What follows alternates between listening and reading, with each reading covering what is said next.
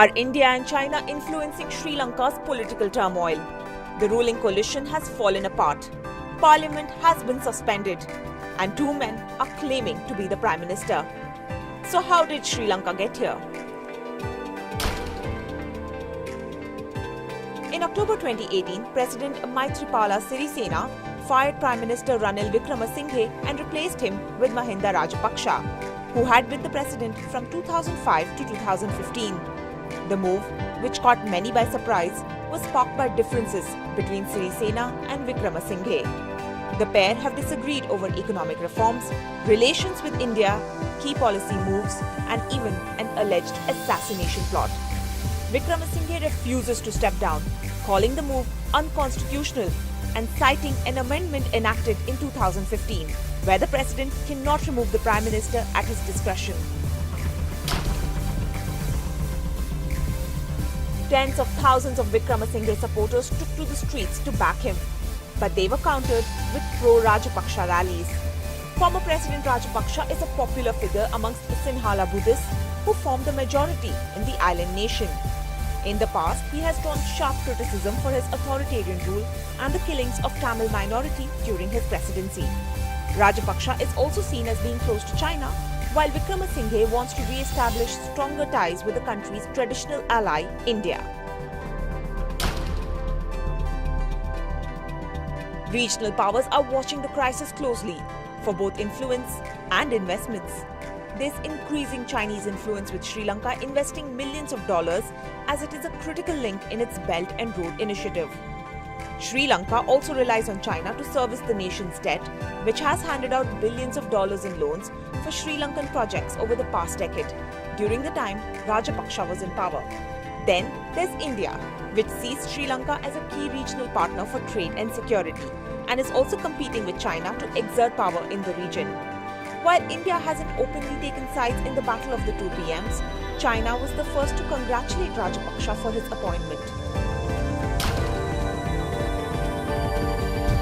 The president has now dissolved the parliament, triggering snap polls for January 2019. But even if the domestic affairs are settled, will Sri Lanka continue to be a battleground for geopolitical supremacy?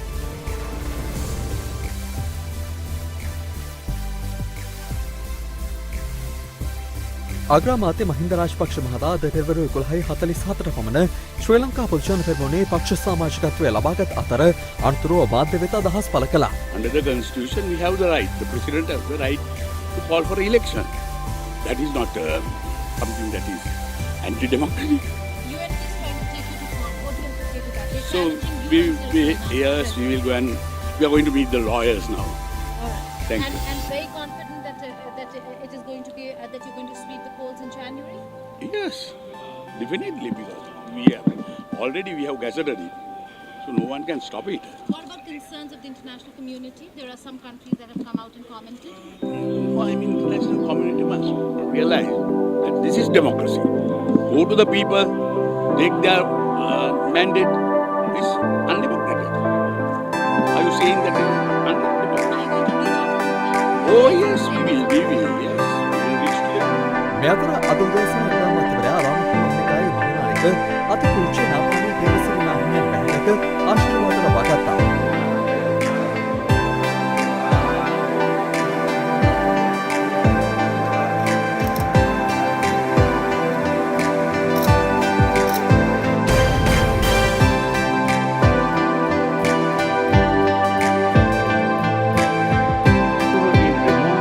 Prime Minister, but I'm still talking to you from the Prime Minister's residence. You've not left. I am the Prime Minister. According to the Constitution, the person who commands the confidence of Parliament is the Prime Minister. If the Prime Minister loses the floor test in Parliament, then he ceases to be Prime Minister and the President must appoint a new Prime Minister. What has happened is there is a constitutional crisis, and that constitutional crisis has led to a political crisis. Actually, Sri Lanka at the moment has no government. No one knows what the legal situation is. This is why we say go back to Parliament and determine. The President claims that the main trigger was that there was a plot to assassinate him involving someone in his own cabinet. That's why he had to sack.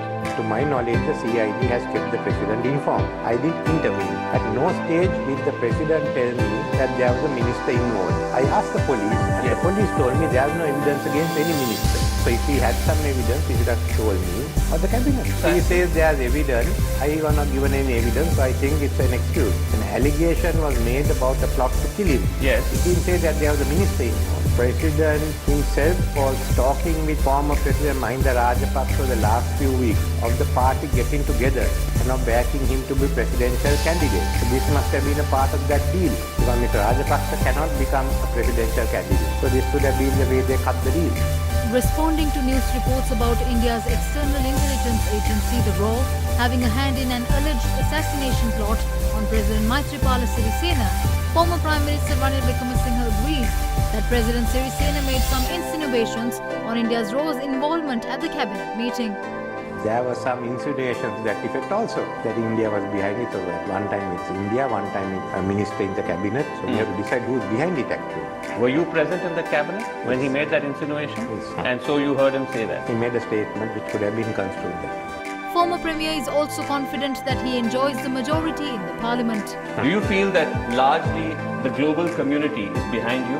Global community is behind democracy. I am also behind democracy. One report said that the Chinese High Command has welcomed him as Prime Minister. I do not know what the Chinese ambassador told Mr. Rajapaksa. The Chinese ambassador came here. He met me. He wanted to know the details. He Okay. said in meeting Mr. Rajapaksa to find out the details.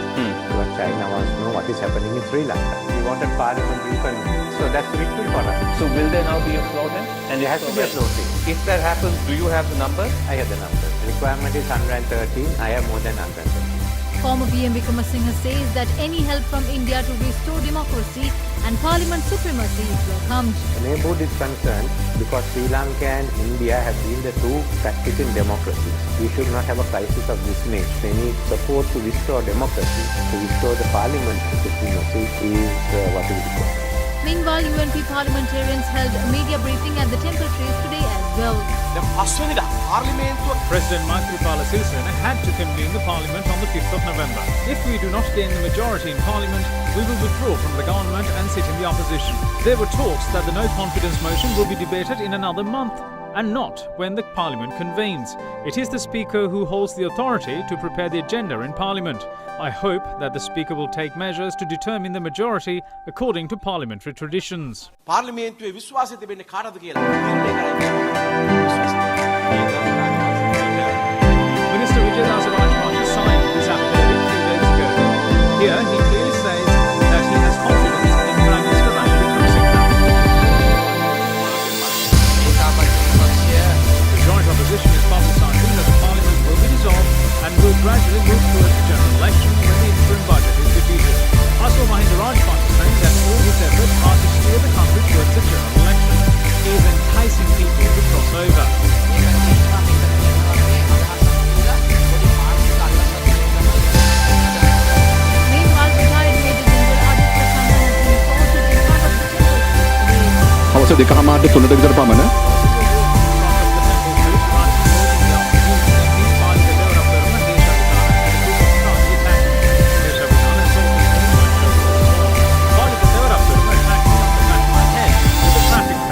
Palitha දෙවරප්පර මේ කෝන් එකේ මගේ ඔළුවේ හිස පිටිපස්සට ගැහුවා